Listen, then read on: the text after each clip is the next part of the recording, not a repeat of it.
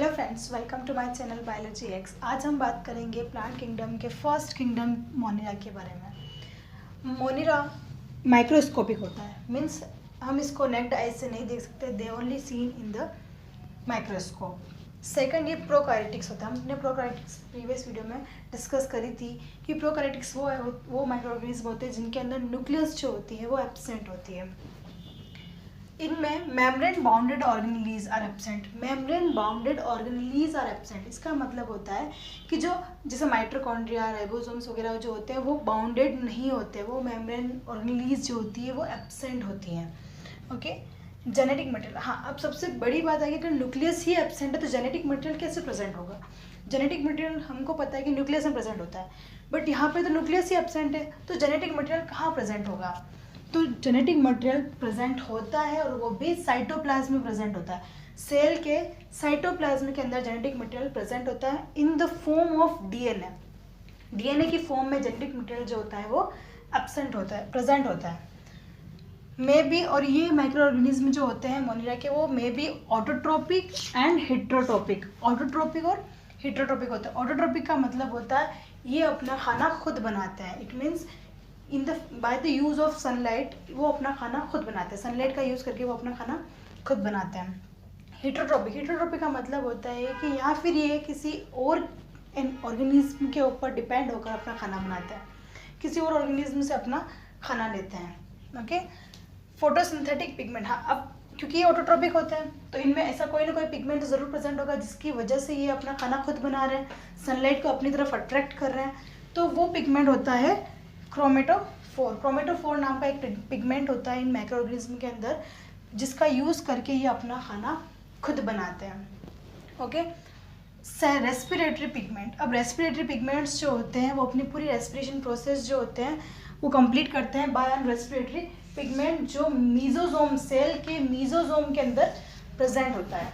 Okay, nutrition. अब ये nutrition जो होता है वो इनमें 3 टाइप का हो सकता है, मतलब अलग अलग बैक्टीरिया में अलग अलग टाइप का न्यूट्रिशन मोड प्रेजेंट होता है। जैसे कीमोसिंथेटिक। कीमोसिंथेटिक का सिंपली मीनिंग होता है या फिर वो अपना खाना किसी केमिकल प्रोसेस से बना रहे हैं, कोई ऐसी केमिकल प्रोसेस इनके अंदर हो रही है जिसकी वजह से ये अपना खाना बनाते हैं। ओके, सेकंड फोटोसिंथेटिक, या फिर वो सनलाइट का यूज़ करके अपना खाना बना रहे हैं। ओके, सनलाइट को ट्रैप करके वो पूरी प्रोसेस करके फोटोसिंथेसिस वाली प्रोसेस करके वो अपना खाना खुद बना रहे हैं, that is called photosynthetic process. Okay, and the last is parasitic. Parasitic किसी और ऑर्गेनिज्म के ऊपर डिपेंड होकर उससे खाना लेकर अपना खाना बना रहे हैं, खाना खा रहे हैं, मतलब किसी और के ऊपर डिपेंड है एक्सटर्नली। ओके, तो न्यूट्रिशन मोड कितने हो गए? Chemosynthetic, photosynthetic and parasynthetic. अब इसमें 70S राइबोसोम्स प्रेजेंट होते हैं। अब 70S राइबोसोम्स का मतलब क्या हुआ? ये एक स्मॉलर यूनिट से बना हुआ राइबोसोम होता है, मतलब स्मॉल मॉलिक्यूल से बनकर एक कंपाउंड बनता है 70S राइबोसोम्स का। 70S राइबोसोम्स के अंदर 30S और 50S की सब यूनिट्स होती है। S जो होती है वो स्टैंड्स करती है सब यूनिट के लिए, 30 और 50। 30 जो होती है वो एक स्मॉल टाइप की सब यूनिट होती है एंड 50 जो होती है वो लार्ज टाइप की सब यूनिट होती है। तो इन दोनों के मिक्सअप से एक पूरी 70S वाली राइबोसोम का कंपाउंड बनता है जो सेल के अंदर प्रेजेंट होता है, उससे वो अपनी पूरी प्रोसेस कंप्लीट करते हैं। ओके, तो ये और S जो होता है वो एक यूनिट होती है जिसका मेनली मतलब होता है कि कोई मॉलिक्यूल अपने आप को कितना जल्दी सेंट्रीफ्यूग में कन्वर्ट कर रहा है, that is stand for S। S is stand for the molecule which is, वो कितना जल्दी अपने आप को सेंट्रीफ्यूग में कन्वर्ट कर रहा है, वो ये डिफाइन करता है S। जेनेटिक मटेरियल मैंने आपको बता ही दिया कि जेनेटिक मटेरियल जो होता है in the form of DNA, DNA की फॉर्म में वो प्रेजेंट होता है in the cytoplasm. That is important from the exam point of view कि डीएनए जो होता है वो साइटोप्लाज्म में प्रेजेंट होता है। तो आज हमने सिर्फ 10 पॉइंट के अंदर पूरा मोनिरा किंगडम खत्म कर दिया है, that is really very interesting. तो हम वापस इसका एक बार ओवरव्यू कर लेते हैं कि हमने क्या पढ़ा है। माइक्रोस्कोपिक। मोनिरा किंगडम के ऑर्गेनिज्म जो होते हैं वो माइक्रोस्कोपिक होते हैं, मतलब हम उनको नेक्ड आई से नहीं देख सकते हैं। प्रोकारियोटिक्स होते हैं, मतलब इनके अंदर न्यूक्लियस जो होती है वो एब्सेंट होती है।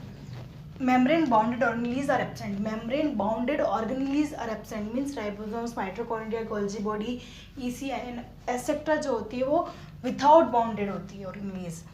जेनेटिक मटेरियल साइटोप्लाज्म प्रेजेंट होता है in the form of DNA present होता है। May be autotrophic and heterotrophic.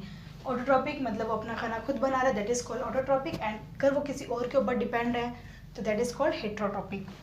Photosynthetic pigment, अगर वो उनके अंदर एक क्रोमेटोफोर नाम का पिगमेंट प्रेजेंट होता है जिसकी वजह से वो फोटोसिंथेटिक प्रोसेस कंप्लीट करते हैं।